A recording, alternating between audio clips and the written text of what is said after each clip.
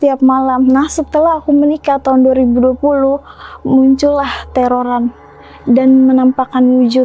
Wujudnya seperti apa? Wujudnya itu berbulu. Kayak genderuwo? Iya, betul Pak Ustadz. Jadi pas saya... Pak Ustadz, lanjut. Pas malam pertama, kan saya tidur nih. Iya. Malam pertama saya tidur, posisi suami saya di sebelah kiri, saya di sebelah kanan. Saya lagi tidur, dilempar ayam putih di belakang, dilempar ke dada. Terus saya langsung kaget banget. Ini kayak mau ngomong tapi susah. Kayak ketindihan. Betul. Terus saya ngelihat di samping saya genderuwo, di depan saya pocong. Ini udah bangun?